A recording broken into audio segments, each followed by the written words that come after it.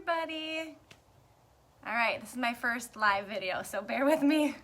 I am Dr. Lindsey Tevlin, and Megan invited me to do a live video with you guys about foam rolling. So I'll tell you, I'm a chiropractor and I am in St. Paul, Minnesota. So I've been here for 7 years and I love working with athletes and any kind of patients. So this foam rolling is great for everybody, even kids. So I will tell you a little bit about me. I grew up in Duluth, so that's how I know Megan, and she's dating my cousin, and they have 2 beautiful babies.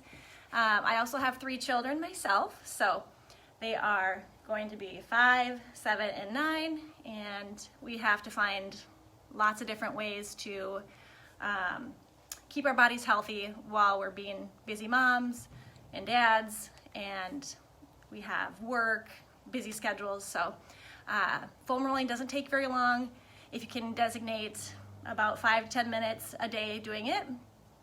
Hi everybody. It's working good. Okay. You only want to foam roll the same area of your body every other day. Okay, so today when I'm done talking about foam rolling, I'm going to show you the lower body that we do with our patients here. Okay, and that's good for hip flexors, IT band, glutes, calves, and that's great for back pain, knee pain. I like to do it before I go running. So some people do it after they like to work out, but I prefer to do it before. I think it helps my knees track better and my hips track better, and so I feel like I can get a better workout. So why do we foam roll? We foam roll because it's like a deep tissue massage that you're doing with your own body weight and the foam roller, okay? So stretching is great, yes. Working out is great. Yoga is great, but health has got to be well-rounded. So eating healthy and then all the other things I just described. So foam rolling, you're breaking up adhesions that you can't get by just doing typical stretching and yoga. So you want to drink lots of water when you're done because we're breaking up lots of lactic acid, and that can be a neurotoxin to your body, which is can give you a headache and an icky belly. So just make sure to drink lots of water when you are done foam rolling, okay? It's also like a myofascial release. So if you've heard of fascia, that's kind of like the outer layer on the outside of your muscles, and it's meant to help those muscles glide together nicely. But if there's any adhesions or scar tissue, those muscles aren't going to be functioning and gliding across each other like they should. So I'm trying to think anything else before I show you.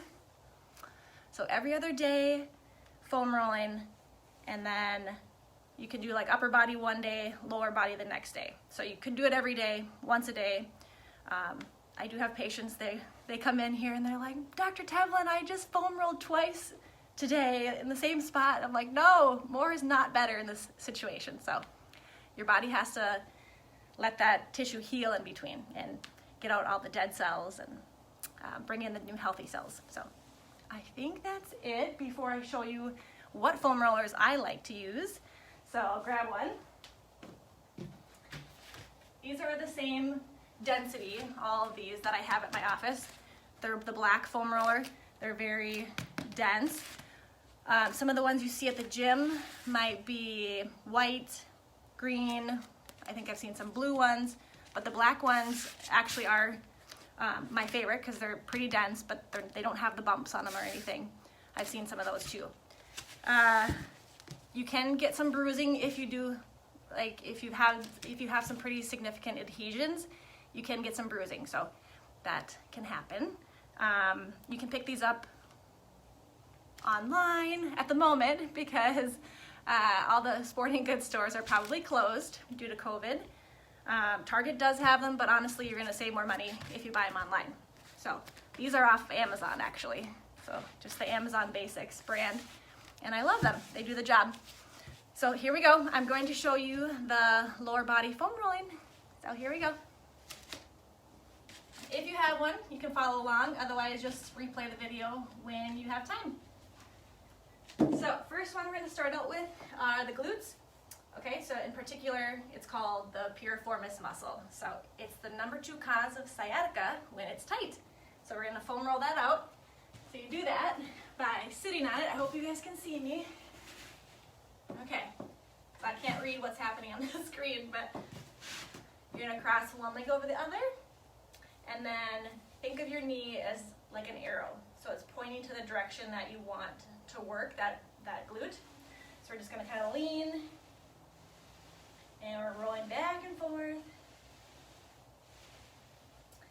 I like to do this while I'm watching TV, because obviously it's kind of boring when you're just sitting here, but you'll feel it. So if you don't feel it right away, just kind of play with the angle. If you just even move a little bit, you'll feel it completely different.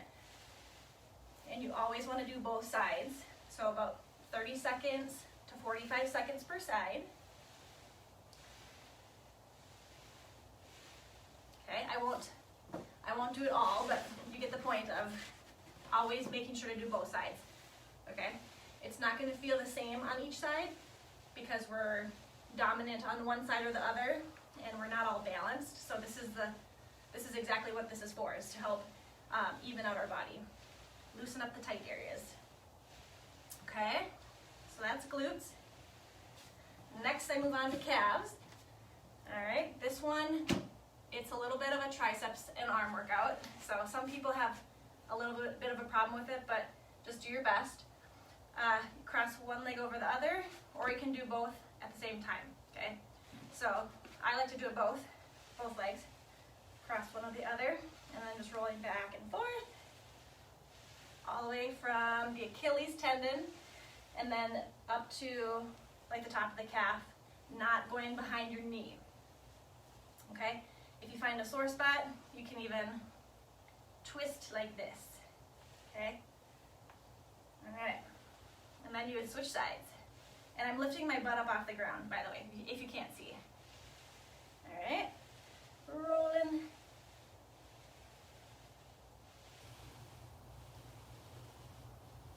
And then I would totally love to show you guys upper body, but hopefully Megan will have me on a different day and we can do that. But it's too much lactic acid you're gonna flush out into your bloodstream if you do it both the same day. All right, so that's calves. Okay, next one, I hope you guys can still see me, is we're gonna do the quads. So top of the thigh, we're gonna do this one in 2 steps. So first we're gonna do the top of the thigh, and then when we're done with that, we're gonna do the hip flexor. So I tell patients, it's like if you're gonna put your hands in your pocket, that's how you're gonna find those hip flexors, right here, okay? They get super tight, especially when we're sitting at your desk or doing homework. All right, so I get to the edge of the foam roller and I do one leg at a time. So I frog leg one leg out while I'm doing the top of the other leg. Okay, and then if you notice, I'm on my elbows because this is just gonna straighten your back if you're on your hands. So on your elbows, rolling back and forth. Okay, and then we're getting that hip flexor. So that's just little rolls in the crook of your hip. All right, again, I won't demonstrate both sides for time purposes.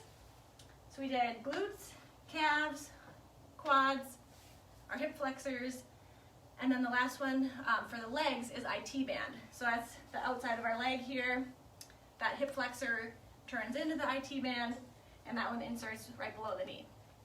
So this one, we're gonna go on our side, and again, we're going down to our elbow, crossing the top leg over the bottom, and starting somewhere in between, like mid-thigh, you're gonna roll back and forth, up and down.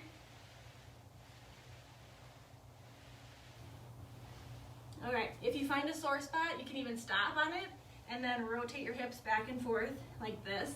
You'll feel some snappy, popping kind of feeling. That's okay. It's just that tendon and fascia breaking up those adhesions. One thing for this one is you don't want to go over the bony part of your hip right here. That will give you a bursitis, okay? That's not fun. So sticking between the hip bone and the knee.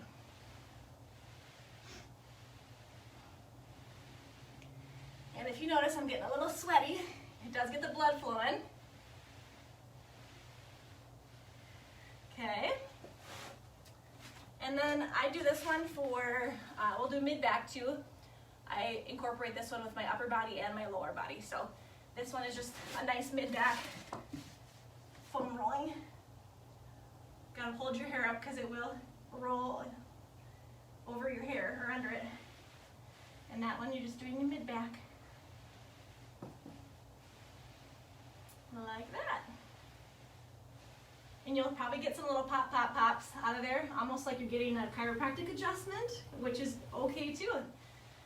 Getting that moving, getting that rib cage moving. You don't go on your lower back, okay? I don't ever do my low back on foam rolling. There's just no support there with the rib cage and a lot of soft tissue that can get tender. All right, foam rolling, I like to do it on a hard surface. No yoga mats. Try to find like a hardwood floor, linoleum. It's on carpet. You can do it, but it just absorbs some of that give, so you just don't get it as good of a foam rolling. All right. I hope everybody enjoyed that. Yeah. Have a great weekend, everyone, and let me know if you have any questions. Otherwise, you can contact Megan. All right. Thanks. Bye, guys.